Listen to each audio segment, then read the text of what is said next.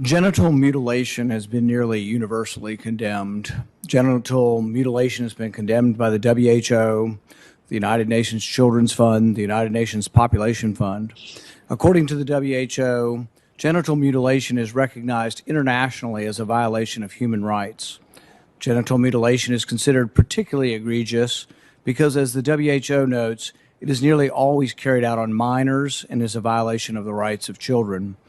Most genital mutilation is not typically performed by force, but as WHO notes, that by social convention, social norm, the social pressure to conform, to do what others do and have been doing, as well as the need to be accepted socially and the fear of being rejected by the community. American culture is now normalizing the idea that minors can be given hormones to prevent their biological development of their secondary sexual characteristics. Dr. Levine, you have supported both allowing minors to be given hormone blockers to prevent them from going through puberty, as well as surgical destruction of a minor's genitalia. Like surgical mutilation, hormonal interruption of puberty can permanently alter and prevent secondary sexual characteristics. The American College of Pediatricians reports that 80 to 95% of prepubertal children with gender dysphoria will experience resolution by late adolescence if not exposed to medical intervention and social affirmation. Dr. Levine, do you believe that minors are capable of making such a life-changing decision as changing one's sex? Well, Senator, thank you for your interest in this question. Transgender medicine is a very complex and nuanced field with robust research and standards of care that have been developed. And if I am fortunate enough to be confirmed as the Assistant Secretary of Health, I would look forward to working with you and your office and coming to your office and discussing the particulars of the standards of care for transgender medicine. The specific question was about minors. Let's be a little more specific since you evaded the question.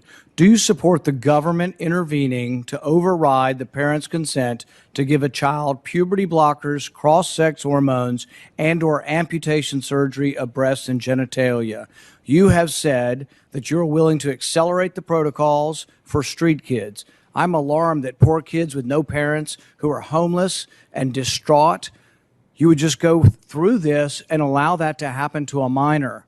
I would hope that you would have compassion for Kira Bell, who's a 23-year-old girl who was confused with her identity. At 14, she read on the internet about something about transsexual. She thought, well, maybe that's what I am. She ended up getting these puberty blockers, cross-sex hormones. She had her breasts amputated.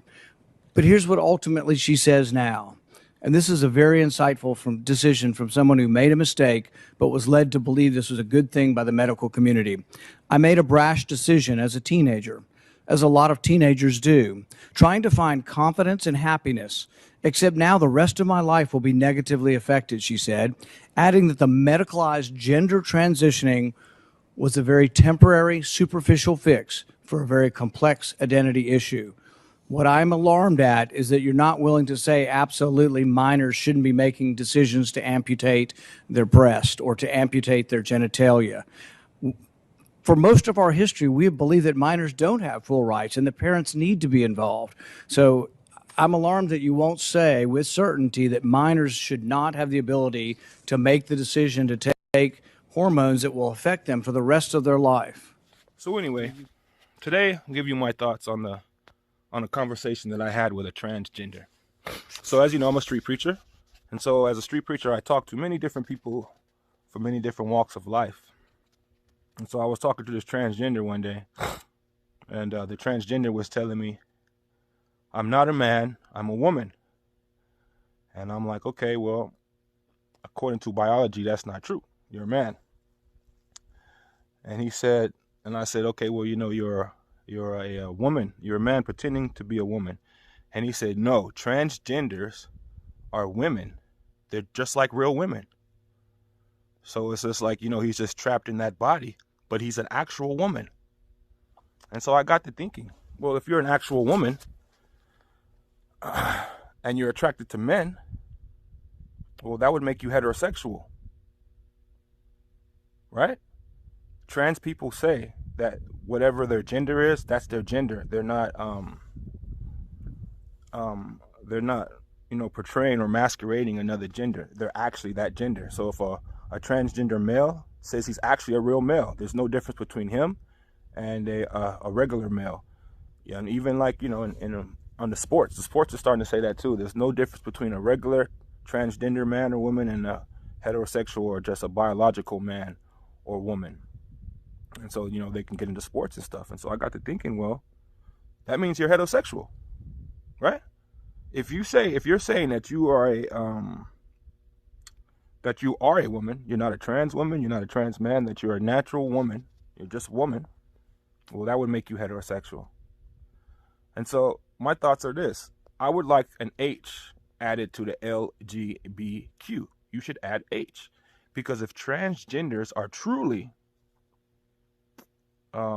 real women and real men, and they're attracted to the members of the opposite sex, or attracted to someone who they don't have the same sex attraction, that would make them heterosexual.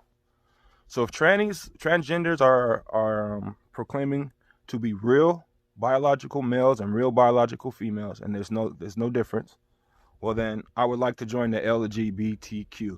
I would like you to add an H, and I would like to join. I think heterosexuals should be included in the LGBTQ. It should be LGBTQH, because if transgenders are actual men and women, and they were just assigned fake genders at birth, and they are attracted to members of the opposite sex, that would make them heterosexual. So, if this is about equality, and if it's about sexual liberation and freedom, I would like an H added to the LGBTQ. It should be LGBTQH. Matter of fact, you should take the T out and just put H, because if transgender men and transgender women are actually biological, real men and women, and they're attracted to members of the opposite sex, well, that would make them heterosexual. So, I think this is the best way to mend the relationship between the Christian community and the LGBTQH community.